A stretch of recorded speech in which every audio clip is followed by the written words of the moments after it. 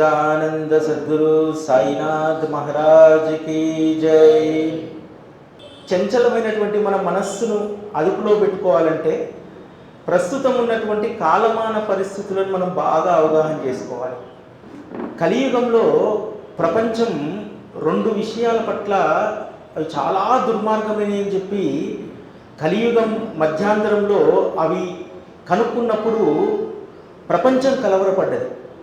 ఒకటి తుపాకీ ఆ గోలితోటి ఎవరినైనా చంపవచ్చు. సరే, తుపాకీ గోలి తర్వాత కనుక్కున్నటువంటిది బాంబు. వాడు ఎక్కడి నుంచైనా ఎవరిపైనా వేయవచ్చు. తుపాకీతోటి ఒక 5గురిని చంపొచ్చు, బాంబుతోటి కొన్ని వందల మందిని, వేల మందిని చంపొచ్చు. ఈ ప్రపంచానికి చాలా ప్రమాదకరమైనవి అని చెప్పి ప్రపంచం బాధపడ్డది, భయపడ్డది కూడా. కానీ అంతకంటే ప్రమాదకరమైనటువంటి బాంబు ఒకటి ఇప్పుడు మన చేతిలోనే పెట్టుకొని తిరుగుతున్నాం దాన్ని. అదే సోషల్ మీడియా. అసలు దానికి రూపం లేదు. పిస్తోల్కు రూపం ఉంది, బాంబుకు రూపం ఉంది, దానికి రూపం లేదు. రూపం లేకుండా మన జీవితాలను ఎంత అతలాకుతలం చేస్తుందంటే అంత అతలాకుతలం చేస్తుంది. ఎందుకంటే దార్శనికులు ముందే చెప్తారు, వాటి యొక్క పరిణామాలు ముందే చెప్తారు, మనకు అర్థం కావు. నేను 1996-97 సంవత్సరంలో యూనివర్సిటీలో ఉన్నప్పుడు మా జర్నలిజం డిపార్ట్మెంట్లో మార్కెట్ మాయాజాలం పైన అప్పుడే సరళీకృత ఆర్థిక విధానాలు వస్తున్నాయి. ఓ సెమినార్ పెట్టాం. ఆ సెమినార్కు చాలామందికి తెలిసినటువంటి ప్రఖ్యాత కవి, వాగ్గేయకారుడు గోరేటి వెంకన్న గారిని పిలవడం జరిగింది. అప్పుడు ఒక 4 పదాలతో ఒక పాట పాడారు. చాలా అసంబద్ధంగా అనిపించింది నాలాంటి వాడికి. ఆ పాట ఏమిటంటే, అద్దాల అంగడి మాయా, అద్దాల అంగడి మాయా, అది నిన్ను కొననివి కొనిపిస్తుంది, తిననివి తినిపిస్తుంది. అంటే అప్పుడు అర్థం కాలేదు. అద్దాల అంగడి ఏంటంటే కిరాణా షాప్ నుంచి సూపర్ మార్కెట్. ఇదంతా ఒట్టి ట్రాష్, అది మనం ఎందుకు ప్రభావితం చేస్తుంది అనుకున్నారు. మేము దిల్సుఖ్ నగర్లో ఉండేవాళ్ళం. ప్రతి 5వ తారీఖు కూడా మా నాయనమ్మ ఒక 500 రూపాయలు ఇచ్చేది. 96-97 సమయంలో ఆ 500 రూపాయలు పెట్టి ఆ రోజు నెల సమానం తీసుకురావాలి. అదే కూరగాయల మార్కెట్లో ఉన్నటువంటి హోల్సేల్ షాప్లో తీసుకొస్తే 490 రూపాయలకు వచ్చేది. 10 రూపాయలు జేబులు వేసుకునేవాడిని, కాలేజీలో ఉపయోగపడతాయి, సమోసాను టీయో దాగొచ్చేది. అప్పుడే దిల్సుఖ్ నగర్లో కొత్త మార్కెట్ ఏర్పాటు చేశారు, త్రివేణి సూపర్ మార్కెట్. చాలామంది తెలుసు, చాలా ఫేమస్ మార్కెట్ దిల్సుఖ్ నగర్. సరే, ఈసారి సూపర్ మార్కెట్ పోయి సరుకులు తెద్దామని పోయా. నెలవారీ సరుకుల్లో 60% సరుకులే వచ్చాయి. మిగతా అన్నీ కూడా అసలు నాకు సంబంధం లేని సరుకులన్నీ కొనేసాను. అంటే అద్దాల అంగడి మాయ ఎంత ప్రమాదకరమో, ఆ అద్దాల అంగడి వచ్చిన తర్వాత చిన్న చిన్న కిరాణా షాపుల్లో అమ్ముకునేటువంటి వారి జీవితాలు ఎంత అతలాకుతలమయ్యాయో, ఈరోజు సోషల్ మీడియా వచ్చిన తర్వాత ఎంత ధర్మబద్ధంగా ఉందామన్నా నిన్ను ధర్మబద్ధంగా ఉండనియట్లేదు, ఎంత నువ్వు నియమంగా ఉందామనుకున్నా నియమంగా ఉండనియట్లేదు. గోరెటి వెంకన్న గారు చెప్పినట్టు ఇది కూడా నువ్వు చూడనివి చూపిస్తుంది, నువ్వు వినకూడనివి వినిపిస్తుంది. అంత మనస్సు అసలే కోతి, ఆ మనస్సును మరీ ఇంకా కొండంగం చేసి ఆడిస్తుంది. అంత ప్రమాదకరంగా ఈ సోషల్ మీడియా అనేటువంటిది మారింది. అయితే ఇది కేవలం సోషల్ మీడియా దానిపైన ఆసక్తి ఉన్నటువంటి వాళ్ళనే ప్రభావితం చేస్తుందా అంటే కాదు. ఆధ్యాత్మిక మార్గంలో ఉన్నటువంటి వాడిని కూడా అది వదలదు. ఎందుకంటే మన జీవితాలే ఒక నిదర్శనం. సపోజు నేనే ఏదో కార్యక్రమానికి పోయాను, వచ్చి అర్ధరాత్రి వచ్చేసరికి 12 అయింది. స్నానం చేసిన తర్వాత పడుకునే ముందు ఖచ్చితంగా ఒకసారి ఫోన్ ఓపెన్ చేస్తా, ఏం అప్డేట్స్ ఉన్నాయి. 12 గంటలకు అవసరం అది. అంటే అంతగా మన జీవితంలోకి మన ప్రమేయం లేకుండానే సోషల్ మీడియా వచ్చింది. ఎందుకనంటే ఈరోజు ప్రపంచమంతా కూడా సమాచారం పైన, ఇన్ఫర్మేషన్ పైనే ఆధారపడి ఉంది. ఆ సమాచారం అనేటువంటిది ఒకప్పుడు ఆ సమాచారానికి చాలా విలువ ఉండేది. మీ అందరికీ గుర్తుండి ఉంటుంది అందరూ, ఎందుకంటే దాదాపు 30, 40, 50 సంవత్సరాల వయసున్న వాళ్ళందరూ కూడా ఈ యొక్క టెక్నాలజీని చాలా చూసుకుంటూ వస్తున్నటువంటి వాళ్ళు. ఒకప్పుడు 8:55కు మనం టీవీ ముందుకు వచ్చేవాళ్ళం, 9 గంటలకు ఈటీవీ వార్తలు వచ్చాయి. అదొక్కటే మనకు ఆధారం. ఒకప్పుడు మనం వార్త కోసం ఎదురు చూస్తే ఇప్పుడు వార్త మన కోసం ఎదురు చూస్తుంది, ఆల్రెడీ యూట్యూబ్లో వచ్చి ఉంటుంది. అంటే మనల్ని ఎంత ప్రభావితం చేస్తుంది అనేటువంటిది సోషల్ మీడియా దీన్ని బట్టి మనం గమనించవచ్చు. అదేవిధంగా ఈరోజు ఆధ్యాత్మిక మార్గంలో కూడా ఒక విచ్ఛిన్నమైనటువంటి సంస్కృతిని, ఒక విష సంస్కృతిని, ఇంతకుముందు ఎవరిపైనైనా ద్వేషభావం ఉంటే వాడిని నలుగురిలో తిట్టేవాళ్ళము, ఆ నలుగురికే తెలిసేది. బాబా పైన ద్వేషభావం ఉంటే ఎవరైతే ద్వేషభావం ఉన్నటువంటి ఆ మీటింగ్లో కూర్చొని ఆ నలుగురే మాట్లాడుకునేవారు.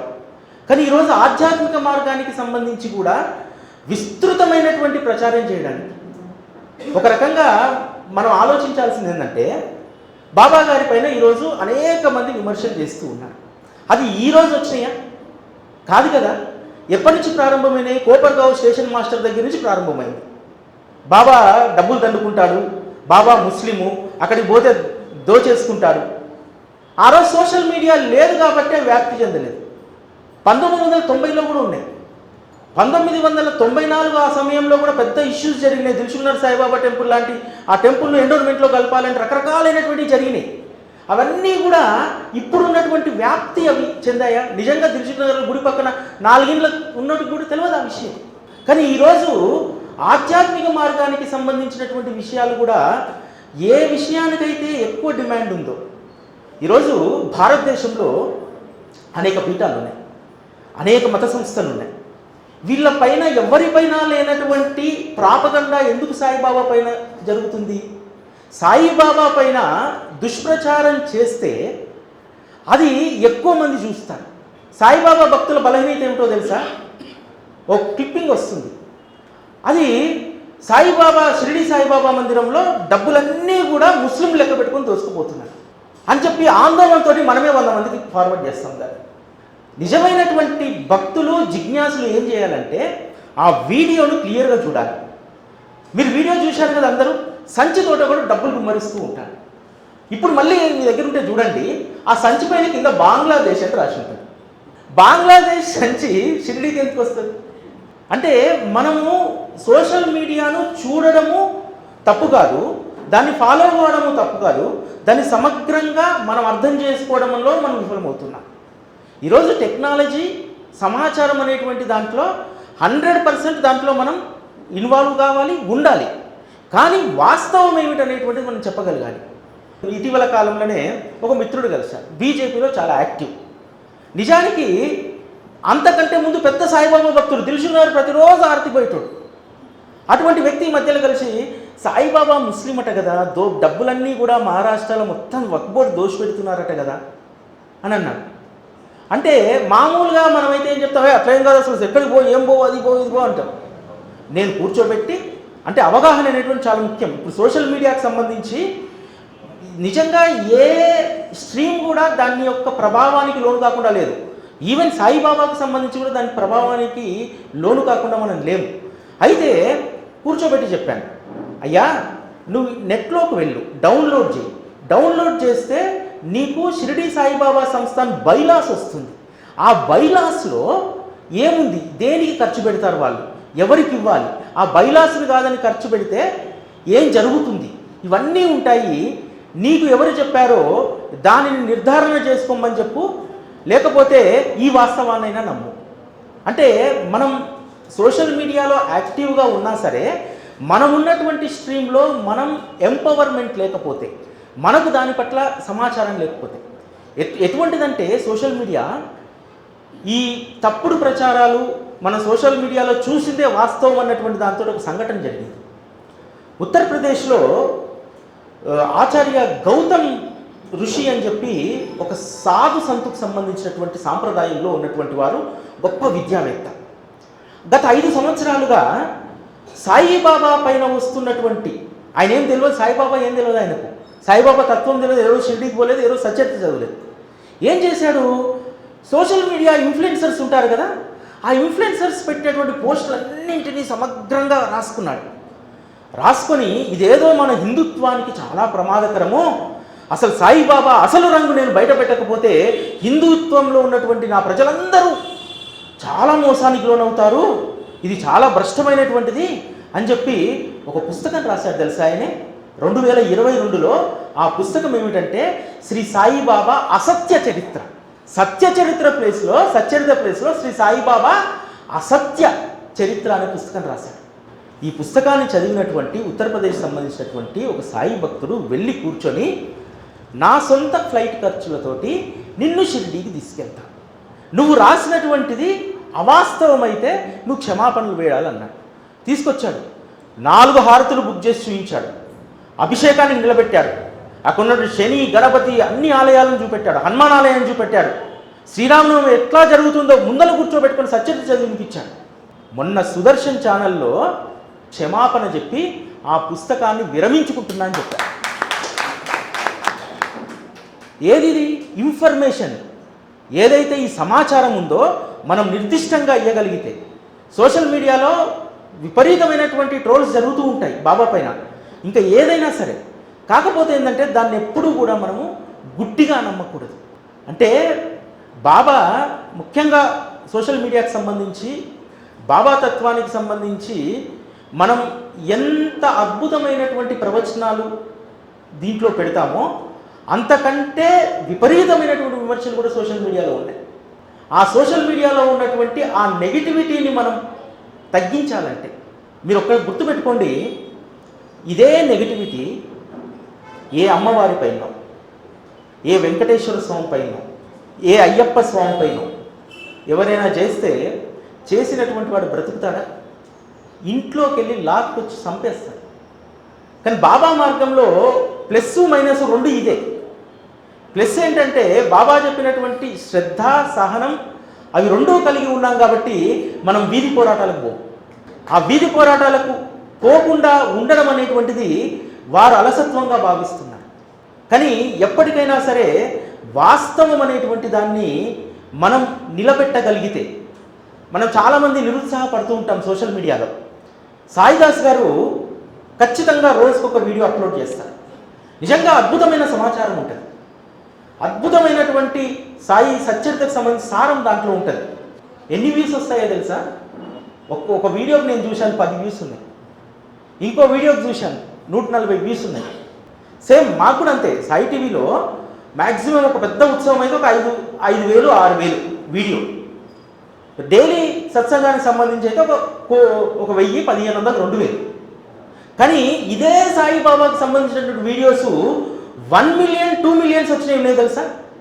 ఏ వీడియోస్ పెడతారు తెలుసా?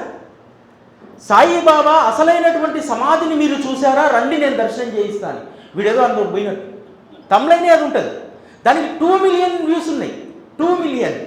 అది చూసిన వాళ్ళు ఎవరో కాదు, నేను మీరు అందరం చూసాను దాన్ని. అయితే ఎక్కడైనా సరే గంజాయి వనంలో ఖచ్చితంగా తులసి మొక్క కూడా ఉంటుంది. ఈరోజు సోషల్ మీడియా అనేటువంటి ఈ గంజాయి వనంలో మన శ్రీ సాయి తత్వానికి సంబంధించినటువంటి తులసి మొక్క కూడా ఉంది. కాబట్టి ఈ గంజాయి వనం లాంటి ఈ సోషల్ మీడియాలో కూడా మనం ఆస్వాదించడానికి అద్భుతమైనటువంటి తులసి వనం కూడా ఉందనేటువంటి విషయాన్ని మనం గుర్తుపెట్టుకోవాలి. తర్వాత ఆధ్యాత్మిక మార్గంలో సోషల్ మీడియా మన మనస్సును పూర్తిగా కోతిగా మార్చేస్తుంది. ఎందుకో తెలుసా? ఈరోజు దేవీ దేవతలు కూడా సోషల్ మీడియాకి ఇన్ఫ్లుయెన్స్ అయిపోయారు. మీరు కొన్ని సీజన్గా కొన్ని వీడియోస్ వస్తాయి చూస్తారా? ఒక 2 సంవత్సరాల క్రితము ఒక ట్రెండింగ్ నడిచింది. ప్రత్యుంగరి మాత ఆరాధన చేస్తే మీకు అసలు కష్టాలు పోతాయి, శత్రువులు పోతాయని.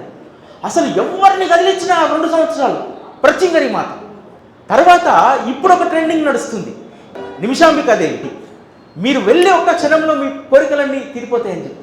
అంటే సోషల్ మీడియా ఎంత ప్రభావం చూపెడుతుంది చూడండి. ఏ దేవుణ్ణి ట్రెండింగ్లో ఉంచాలి, ఏ దేవుణ్ణి ట్రెండింగ్లో ఉంచకూడదు. మనం చాలామంది చరిత్ర చదివిన వాళ్ళము ఒక విషయాన్ని చదివినప్పుడల్లా చాలా బాధ వేస్తుంది. ఏది? హిరోషిమా నాగసూకి పైన అణుబాంబు వేసినప్పుడు అప్పటి నుంచి ఇప్పటి వరకు అది అక్కడ ఏ పంట పండదు, ఉండడానికి ఎవరు, అక్కడ జీవించడానికి కూడా నీరు కూడా కలుషితమైంటుంది ఇప్పటికి కూడా హిరోషిమా నాగసాకిలో. ఈరోజు సోషల్ మీడియా కూడా అలాంటిదే, మన జీవితాలను నిస్సారంగా చేసేస్తుంది. నిజంగా ఈరోజు ఎవరికైనా సరే ఒక ఎమోషన్స్ అనేటువంటి ఎవరికైనా ఉన్నాయా?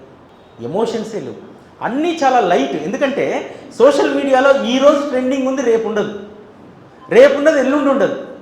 ఆ విధంగా మన జీవితము దేనిపైన కూడా మన మనస్సు లగ్నం చేసుకోకుండా ఒక్క సోషల్ మీడియా మాత్రమే మనల్ని ప్రభావితం చేస్తుంది. అది మన జీవితాలను కూడా. సోషల్ మీడియా ఎంత ప్రమాదకరం అంటే మా దగ్గర అప్పుడప్పుడు చర్చ వస్తుంది మా ఆఫీస్లో. సార్ మనము ఇంత అద్భుతమైనటువంటి కార్యక్రమాలు చేస్తున్నాం కదా, మనం ఎందుకు ఎక్కువగా యూట్యూబ్లో వేరే వేరే ఛానల్స్ వేలల్లో లక్షలలో వ్యూస్ ఉంటాయి, మనకి కేవలం వేలల్లోనే ఉంటున్నాయి ఎందుకు అని అంటే నేను ఒకటే మాట చెప్తాను, అరే మనం సోషల్ మీడియా ఉచ్చులో పడకూడదు. ఎవరైతే నిజమైనటువంటి భక్తులు ఉంటారో, ఎవరికైతే జిజ్ఞాసులు ఉంటారో వాళ్ళే వీడియో చూడాలి. ఒకతను వచ్చాడు మా ఆఫీస్కు, సార్ మీకు సోషల్ మీడియా యూట్యూబ్లో బూస్టింగు ప్రమోషన్స్ అది ఇది అని చెప్పి వచ్చాడు. దండం పెట్టాము, వద్దన్నాం. ఎందుకంటే సోషల్ మీడియా మనల్ని ఎంత ఎత్తుకు తీసుకెళ్తుందో ఒకటేసారి డమానం పడేస్తుంది. మీరందరూ హైదరాబాద్లో ఉన్నటువంటి వాళ్ళందరికీ తెలుసుగా ఒక ఆవిడ కుమారి ఆంటీ. కుమారి ఆంటీ వంట చేసుకొని అందరికి భోజనాలు పెట్టిన రోజు సుఖంగా బతికింది. ఎప్పుడైతే సోషల్ మీడియాలోకి ఎంటర్ అయిందో బండి తీసేశారు, తర్వాత బండికి పర్మిషన్ ఇచ్చారు, ఇప్పుడు పోయి తింటోళ్ళు లేడా. హాయిగా సుఖంగా ఉన్న జీవితాన్ని పాపం జబర్దస్త్లోకి పట్టుకెళ్ళారు, ఆ సీరియల్లోకి పట్టుకెళ్ళారు, ఈ సీరియల్లోకి పట్టుకెళ్ళారు. ఏమి మళ్ళీ 4 రోజుల తర్వాత మళ్ళీ అదే బండి పెడితే దాని కింద ఈమె సోషల్ మీడియాలో ఈరోజు ఎట్లా ఉంటుందంటే, మనల్ని ఒక ఛానల్ ప్రమోట్ చేసింది అనుకోండి, మిగతా ఛానల్లో వేరే ఛానల్లో మళ్ళీ వీడియో పెడితే దాని కింద నెగిటివ్ కామెంట్స్ వస్తాయి. ఇంతకుముందేమో ఫస్ట్ ప్రమోషన్లో అబ్బబ్బబ్బా అక్కడ లివర్ కర్రీ చాలా బాగుందండి, తలకాయ కూర బాగుందని చెప్పి కామెంట్లు ఉండేవి. ఎప్పుడైతే ఎక్కువ ప్రచారం అయిందనుకోండి మనకు శత్రువులు పెరుగుతారు. సోషల్ మీడియా మనకు మిత్రుల్ని పెంచదు, శత్రువుని పెంచుతుంది. సోషల్ మీడియాకు అంటి పెట్టుకొని ఉండడం ఒక ప్రమాదకరమైతే, సోషల్ మీడియాలో మనం పెరగాలనుకోవడం అంతకంటే పెద్ద ప్రమాదకరం. ఎందుకంటే ఓపెన్, ఎవరు ఏదైనా రాయొచ్చు. ఎందుకంటే బాబాకు సంబంధించి సాయి టీవీలో మ్యాక్సిమం 99% మాకు నెగిటివ్ కామెంట్స్ రావు. ఎందుకంటే మేము ఎవరు జోలికి వెళ్ళం కాబట్టి, ఎవరిని విమర్శించము, ఎవరి జోలికి వెళ్ళం కాబట్టి, ఏ దేవుని విమర్శించము, కేవలం బాబా పట్ల ప్రేమను పెంచేటువంటి దాన్నే చేస్తాం కాబట్టి ఉండవు. కొన్ని సందర్భాల్లో ధనంజయ గారికి నాకు డిస్కషన్ జరుగుతుంది, చెప్తా ఉంటాడు, నేను వాడిని ఇట్లా తిట్టినాను అంటాడు. వాడికి అవన్నీ లైటు. కాబట్టి ఈరోజు సోషల్ మీడియా ఆధ్యాత్మిక మార్గంలో కూడా చాలా ఆవేదననే పెంచుతుంది. అయితే ఇక్కడ కూడా మనం చేసేటువంటి ఇంకొక తప్పు ఏమిటంటే, సోషల్ మీడియాలో మంచి ఉంటుంది, చెడు ఉంటుంది. మంచిని కూడా మనము ఓపికగా తీసుకోవట్లేదు. నిజంగా ఒక బాబాకు సంబంధించి ఒక వీడియో వచ్చిందనుకోండి, స్కిప్ చేయకుండా ఎంతమంది చూస్తారు సాయిబాబా భక్తులు చూడు. ఎందుకంటే నాకు చాలామంది సలహా ఇస్తారు, సార్ 2 నిమిషాల షార్ట్స్ 3 నిమిషాల షార్ట్స్ పెట్టండి సార్ అని. అసలు అరగంటలోనే బాబా గురించి ఏం చెప్పలేము, 2 నిమిషాలు 1 నిమిషంలో ఏం చెప్తాం. అందుకని చెప్పి ఆ షార్ట్స్ గురించి పక్కన పెడితే, అదే మీరు షార్ట్స్లలో చూడండి, భార్యాభర్తలు ఒకరి మీద ఒకరు కుళ్ళు జోకులు వేసుకునేవి, చాలా అసభ్యకరమైనటువంటివి, వీటికి మిలియన్స్లో ఉంటుంది వ్యూస్. సరే అని చెప్పి నేను కూడా కొన్ని బాబా సూక్తులు భజనమాలలు పెట్టాను, 1000 మంది కూడా చూడలేవారు. ఎందుకంటే ఈ సోషల్ మీడియా ఉన్నటువంటిది ఎక్కువగా ఎవరైతే వినోదాన్ని, పైచాచికత్వాన్ని ఆస్వాదిస్తారో వాళ్ళ కోసం ఉంది. ఇక్కడ చాలా మట్టుకు మనం కూడా కొన్ని తప్పులు చేస్తూ ఉంటాం. ఇంతకుముందు మనకు వాట్సాప్లో నా ఫోన్లో 1, 2 గ్రూపులు ఉండేవి. ఇప్పుడు ఏమైపోయినాయి, దాదాపు గ్రూప్స్ కొడితే ఒక 52 వచ్చాయి. ఆ 52లో ఏంటంటే విచిత్రం ఏంటంటే, ఆ 52లో 90% మంది కామన్. మళ్ళా అన్ని గ్రూపులలో ఉన్నారు 90% మంది.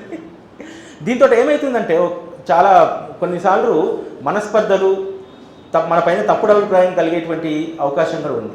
ఇట్లా అందరూ ఒకే సమాచారాన్ని మనం ఫార్వర్డ్ చేయడం వల్ల, ఇప్పుడు సపోజ్ కృష్ణ గారికి మీటింగ్కి సంబంధించి ఒక ఫార్వర్డ్ చేశారు ఒక గ్రూప్లో అనుకోండి, నేను అన్ని గ్రూపులు దానిలాగా దాన్ని కూడా ఇగ్నోర్ చేసేస్తే, ఐసోలేట్ చేసేస్తే నాకు ఇన్ఫర్మేషన్ తెలియదు. ఇది కూడా ఒక ప్రమాదకరంగా మారుతుంది. కాబట్టి మనం ఒక గ్రూప్ మెయింటైన్ చేసేటప్పుడు కానీ, సమాచారం ఇచ్చేటప్పుడు కానీ, సమాచారం అనేటువంటిది చాలా విలువైనటువంటిది. ఈ వాట్సాప్ గ్రూపుల ద్వారా కూడా ఈరోజు సమాచారానికి విలువ లేకుండా చేస్తున్నాం. ఒకరు పోస్ట్ చేసిందే 100 మంది పోస్ట్ చేస్తాం. దానివల్ల అసలు వాట్సాప్ ఓపెన్ చేయాలంటే నాకు ఆ స్థితికి వెళ్ళిపోయాను. గ్రూపులలో ఓపెన్ చేయడం మానేశాను, ఎవరైనా పర్సనల్గా పెడితే ఓపెన్ చేస్తున్నాను. అదేవిధంగా సోషల్ మీడియాకు సంబంధించి ఎట్లా అంటే, మేము 2005-6 టైంలో ప్రతి దాంట్లో కూడా, అంటే మెయిన్ స్ట్రీమ్ మీడియా కూడా చాలా సందర్భాల్లో చాలా వక్రదారులు పట్టింది. ఒక స్థాయి దాటిన తర్వాత సోషల్ మీడియా అయినా మెయిన్ స్ట్రీమ్ మీడియా అయినా ఒక స్థాయి దాటిన తర్వాత ఖచ్చితంగా అది విచ్చలవిడితనానికి పోతుంది. అది ఆధ్యాత్మిక మార్గంలో ఉన్నటువంటి మనల్ని కూడా అది వదలరు. దాని నుంచి మరి ఎట్లా తప్పించుకోవాలి, ఏం చేయాలి? ఒకటే ఒక పరిష్కారం ఏమిటంటే, మనం దేన్నైతే ఎక్కువగా గాఢంగా విశ్వసిస్తాము అటువంటి వీడియోలను మాత్రమే చూస్తే వాటి సజెస్టెడ్ వీడియోస్ మాత్రమే వస్తాయి. నేను ఎప్పుడో ఒక మార్కెటింగ్ వీడియో చూశాను, నాకు 48 గంటల దాకా అవే వస్తున్నాయి వీడియోలు, సజెస్టెడ్ వీడియోలు. మొన్న మధ్యలో నేను మడిమ కాలు నొప్పుతో బాధపడుతూ ఉన్నాను. దానికి సంబంధించి ఫేస్బుక్లో ఇక్కడ ఒక ప్రోడక్ట్ చూశాను. అంటే సోషల్ మీడియా ఈరోజు నువ్వు టైప్ చేయాల్సిన అవసరం లేదు, దాన్ని పిన్ చేసి నాకు ఇది కావాలని చెప్పాల్సిన అవసరం లేదు. ఈరోజు ఆర్టిఫిషియల్ ఇంటెలిజెన్స్ వచ్చిన తర్వాత నీ మనస్సు ఏం ఆలోచిస్తుందో అదే వీడియోస్ ఇస్తుంది నీకు. ఇంకా రేపు చాలా ప్రమాదకరమైనటువంటి పరిస్థితుల్లో పడబోతున్నాం. మన మనస్సులో ఏదుందో ఆ వీడియోసే ఇస్తుంది. నీ మనస్సుకు చెప్పినట్టు నీ మనస్సు కామాన్ని కోరుకుంటే ఆ కామానికి సంబంధించిన వీడియోలు వస్తాయి. నీ మనస్సు ద్వేషంతో ఉంటే ఆ ద్వేషంతో కూడినటువంటి ఆ క్లిప్స్ మాత్రమే వస్తాయి. రేపు ఇంకా చాలా ప్రమాదకరంగా మారబోతుంది సోషల్ మీడియా అనేటువంటిది. ఆ సోషల్ మీడియాను కూడా మనము చాలా సవ్యమైనటువంటి పద్ధతిలో ఖచ్చితంగా దాన్ని మనము వినియోగించుకోవచ్చు. అది కూడా బాబా మార్గంలో మనందరికీ చెప్తారు కదా సాయిదాస్ గారు లాంటి వారు, మనస్సు ఆలోచనలను స్థిరంగా ఉంచుకోవాలి, నీ దృష్టి గురువు పైన మాత్రమే ఉండాలి, నీ ఆలోచనలు ఆయన తత్వం పైనే ఉండాలి అన్నట్టు సోషల్ మీడియాలో ఉన్నా ఎక్కడ ఉన్నా ఇదొకటే మూల సూత్రం. ఎవరైతే మనస్సును అదుపులో పెట్టుకోగలుగుతారో, బుద్ధిని కట్టడి చేసుకోగలుగుతారు, ఖచ్చితంగా ఇంతకంటే పెద్ద ప్రమాదకరమైనటువంటి సోషల్ మీడియా వచ్చినా మనము చలించాల్సినటువంటి స్థితికి మనం వెళ్ళాం. ఎక్కడైనా సరే ఈరోజు ప్రపంచం మారుతున్న కొద్దీ అనేక రకాలైనటువంటి టెక్నాలజీలు వస్తాయి, అనేక రకాలైనటువంటి ఈ సోషల్ మీడియాస్ ఇంకా పెరుగుతూ ఉంటాయి. ఒకప్పుడు మనకు తెలిసింది ఫేస్బుక్, మొదట్లో ఆర్కుట్ అనే ఒక అకౌంట్ ఉండేది, ఆర్కుట్ నుంచి ఫేస్బుక్ వచ్చింది, ఫేస్బుక్ నుంచి యూట్యూబ్ వచ్చింది, యూట్యూబ్ నుంచి ట్విట్టర్ వచ్చింది, ట్విట్టర్ నుంచి ఈ ఇన్స్టాగ్రామ్ వచ్చింది. ఇట్లా రకరకాలుగా వచ్చేస్తాయి. కానీ మనం మన జీవితంలో వాటికి ఎంత ప్రవేశాన్ని కల్పించాలో మనం నిర్ణయించుకోవాలి. ముఖ్యంగా బాబా మార్గంలో ఉన్నటువంటి వాళ్ళైనా సరే, ఆధ్యాత్మిక మార్గంలో ఉన్నటువంటి వాళ్ళైనా సరే, కొంత మనం లిమిటేషన్స్ మనం పెట్టుకోవాలి. మనస్సును అదుపులో పెట్టుకోగలగాలి. మనస్సును అదుపులో పెట్టుకున్నప్పుడు ఇవేవి కూడా మనకు పెద్ద ప్రమాదకరమైనటువంటివి కావు. ఈరోజు ఇన్ఫర్మేషన్ టెక్నాలజీ పెరుగుతున్న కొద్దీ మనము దాన్ని అడాప్ట్ చేసుకోవాలి.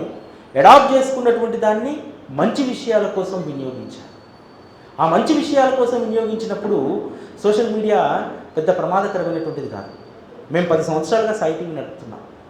ఎప్పుడూ కూడా ఆ సాయి టీవీ యూట్యూబ్లో కానీ లేకపోతే టీవీ ప్లాట్ఫామ్లో కానీ ఎక్కడా కూడా మేము నమ్ముకున్నటువంటి దానికి వ్యతిరేకంగా మేము వెళ్ళలేదు. ఫస్ట్ డే దేనికైతే స్టిక్ ఆన్ అయి ఉన్నామో దానికే స్టిక్ ఆన్ అయి ఉన్నాం.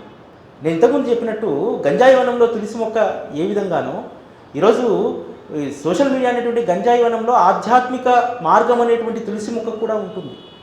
నువ్వు గంజాయిని నలుపుకొని తాగుతావా, తులసి మొక్క కింద కూర్చొని దాని స్వచ్ఛమైనటువంటి గాలిని పీలుస్తావా, నిర్ణయించుకోవాల్సినటువంటిది ఆ విజ్ఞత భగవంతుడు మనకే వదిలేస్తాడు. ఎందుకనంటే ఈరోజు ఉత్తర భారతదేశం అంతా పెద్ద చర్చ నడుస్తుంది. ఇక్కడ మన హైదరాబాద్లో బాబా తత్వం పైన వస్తున్నటువంటి విమర్శలపైన మీటింగ్ పెట్టిన తర్వాత చాలా చోట్ల చాలా కదలికలు వచ్చాయి. సంస్థాన్ కూడా యాక్టివ్ అయింది. యాక్టివ్ అయ్యి సంస్థాన్ CEO 2 కేసులు కూడా పెట్టారు స్వయంగా, ఎవరైతే దుష్ప్రచారం చేస్తున్నారు. ఈరోజు ఉత్తర భారతదేశంలో అంతా కూడా జరుగుతున్నటువంటి చర్చ ఏంటంటే, బాబా నిజమైనటువంటి తత్వమైనటువంటి ఏదనేటువంటి దాన్ని ఒక సుదర్శన్ న్యూస్ ఛానల్ అనేటువంటిది 3 రోజులుగా ప్రమోట్ చేస్తుంది. ఆ 3 రోజులుగా ఎంత అద్భుతంగా వాళ్ళ ప్రజెంటేషన్ ఉందంటే, అంటే ఇన్ఫర్మేషన్ అనేటువంటిది మనం చాలామంది బాబా పైన వస్తున్నటువంటి విమర్శల పైన ఏదో పొడి పొడిగా మాట్లాడతాం. అది పొడి పొడిగా కాదు, లోతైనటువంటి రీసెర్చ్. వారితోటి నిన్న మాట్లాడడం జరిగింది. సార్ మీకు ఎంత పెయిన్ ఉందో ఇక్కడ మాకు కూడా అంతే పెయిన్ ఉంది. అనంటే ఆయన ఒక మాట చెప్పారు, నాకు శంకరాజ్ పీఠం స్వరూపానంద సరస్వతి ఫస్ట్ బాబా పైన విమర్శ చేసినప్పుడు నా హృదయంలో కళ్ళల్లో నీళ్లు తిరిగాయి, ఆ కంటిలో ఉన్నటువంటి నీటిని నేను కింద పడనీయలేదు, ఆ నీరు కింద పడితే నేను బలహీనవుతాను. ఆ రోజు నుంచి అంటే 9 సంవత్సరాల నుంచి నేను బాబా పైన రీసెర్చ్ చేస్తున్నాను. వీరు అడిగేటువంటి 15 ప్రశ్నలకు కాదు 175 ప్రశ్నలు ఉన్నాయి బాబా పైన. ఆ 175 ప్రశ్నలు అడిగేటువంటి దమ్ము ఎవడైనా ఉందో వాళ్ళందరికీ నేను సమాధానం చెప్తానన్నా. మొన్న లైవ్లో ఒక ఛాలెంజ్ చేశాడు. ప్రపంచంలో అంటే సోషల్ మీడియా అండ్ దాన్ని మనం తీసుకునేటువంటి తీరు, సోషల్ మీడియాలో వచ్చినటువంటి ఇన్ఫర్మేషన్ని ఎవడైతే దుష్ప్రచారం చేసిండో దానిపైనే రీసెర్చ్ చేశాడు. ఒక ఛాలెంజ్ చేశాడు తెలుసా, ఎవరైనా సరే బాబా పేరు సైఫుద్దీన్ అని వారి తల్లిదండ్రులు ఫలానా అని నిరూపిస్తే వాడికి డాక్యుమెంటెడ్ ఎవిడెన్స్ ఇస్తే వాడికి ₹1,00,00,000 నజరానా ఇస్తాను. నేను మోకరిల్లి వానికి సాష్టాంగ నమస్కారం చేసి నా 25 సంవత్సరాల జర్నలిజం ఫీల్డ్ను సుదర్శన్ ఛానల్ను మూసేసి వెళ్ళిపోతాను అన్నాడు. ఆ సుదర్శన్ ఛానల్ ఆ పేరు విన్న తర్వాత నాకు ఒకటి గుర్తొచ్చింది, బాబా ఎప్పుడు ఎవరిని ఎంపిక చేసుకోవాలి. ఆ సుదర్శన్ ఛానల్ నిర్వహిస్తున్నటువంటి సురేష్ చౌహాను పుట్టి పెరిగింది ఎక్కడో తెలుసా, షిరిడీలో పుట్టి పెరిగాడు. వ్యాపారం కోసం ఢిల్లీ పోయాడు. ఈరోజు 1000 కోట్ల వ్యాపారానికి ఆయన అధిపతి. మేము ఇట్లా మాట్లాడిన తర్వాత షిరిడీ నుంచి ఎవరో ఇంకొకటి ఇక్కడ క్రెడిబిలిటీ అనేటువంటి దాని విషయం గురించి చెప్తాను.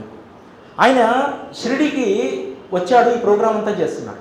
అక్కడ ఉన్నటువంటి కొంతమంది మన సాయి టీవీ తోటి అనుబంధం ఉన్నటువంటి వాళ్ళు, మొదటి నుంచి అక్కడ చూస్తున్నటువంటి వాళ్ళు ఉంటారు కదా, అతను అడిగాడట, సౌత్లో ఇదే వీడియోను తెలుగులో డబ్ చేసి వెయ్యాలి, ఎవరిని అప్రోచ్ కావాలన్నాడు.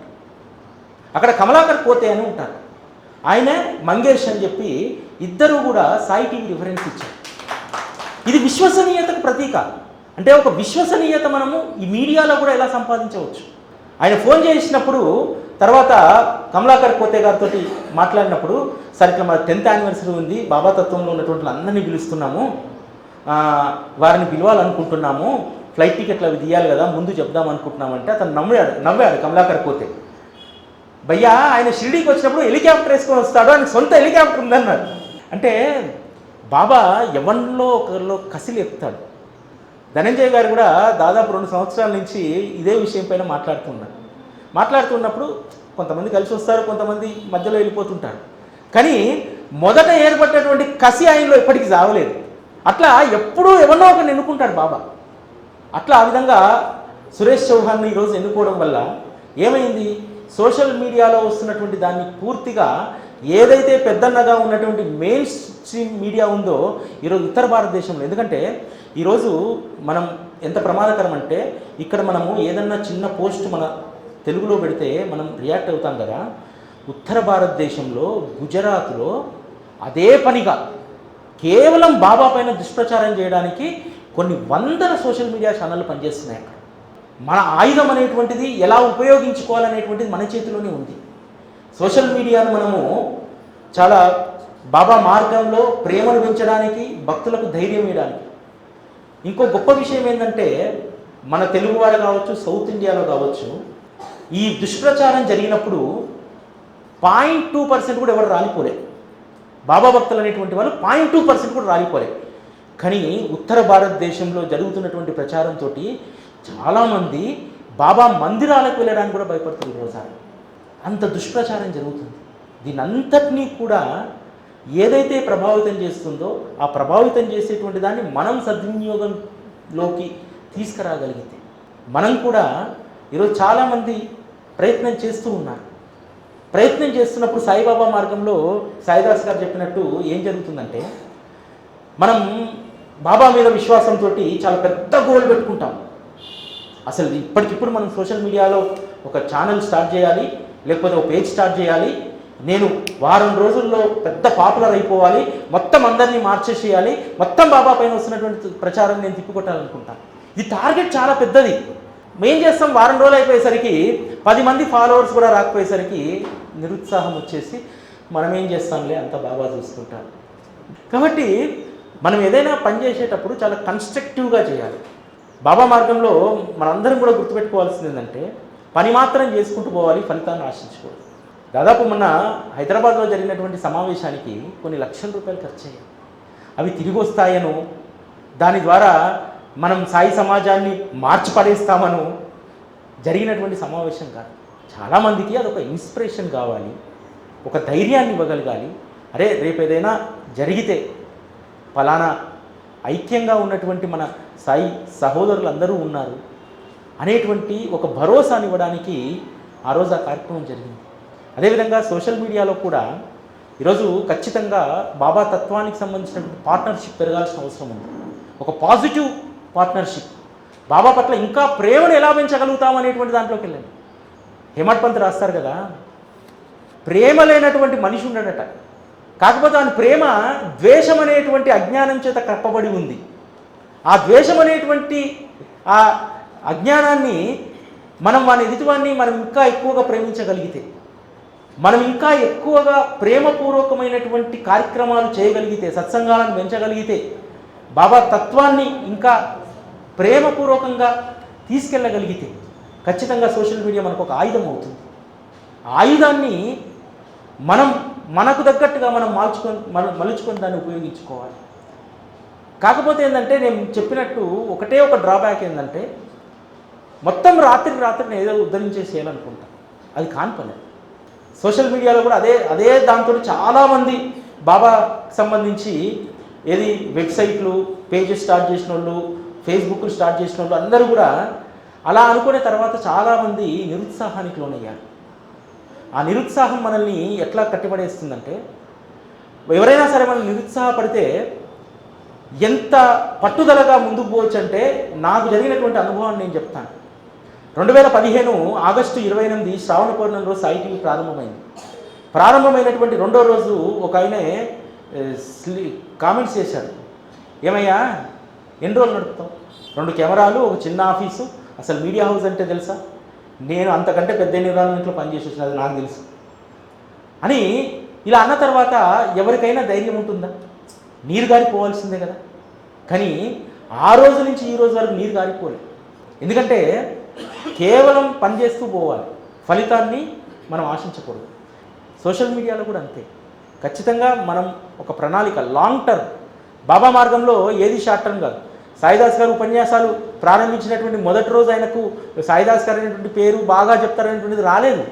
వారు సొంత ధనాన్ని, సమయాన్ని, ఉద్యోగం చేసుకుంటూ సమయాన్ని, అదేవిధంగా కృష్ణ గారు కూడా అంతే, ఉద్యోగాన్ని చేస్తూ సమయాన్ని, ధనాన్ని, వీటన్నింటినీ వెచ్చించారు. కాబట్టే ఈరోజు బాబా మార్గంలో ఉన్నటువంటి బాబా భక్తులు ఒక 100 మందిలో కనీసం ఒక 10 మంది అయినా కర్లపూడి కృష్ణ గారంటే గుర్తుపడతారు, సాయిదాస్ గారంటే గుర్తుపడతారు, ధనంజయ గారంటే గుర్తుపడతారు. అటువంటి ఓపిక అనేటువంటిది ఖచ్చితంగా మనకు కావాలి. ఇన్స్టెంట్ ఫలితాలు ఏవీ రావు.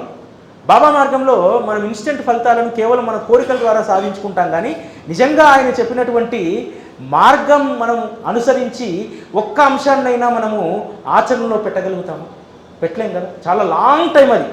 ఎప్పుడంటే బాధ్యతలన్నీ అయిపోయి శరీరం కాస్త సహకరించినటువంటి పరిస్థితుల్లో అప్పుడు పెట్టలేకపోతేనే ఇప్పుడన్నా నామస్మరణ చేద్దామని చెప్పి సంవత్సరం మొదలు పెడతాం. కాబట్టి మనం చాలా లాంగ్ టర్మ్ గోల్స్ మనకు ఉండాలి. అదేవిధంగా మనం సోషల్ మీడియాను మనకు అనుకూలంగా మనం మార్చుకోవచ్చు. చాలామంది సోషల్ మీడియా ప్రలోభాలకు లోనైనటువంటి వారి జీవితాలు నాశనం అయిపోయాయి.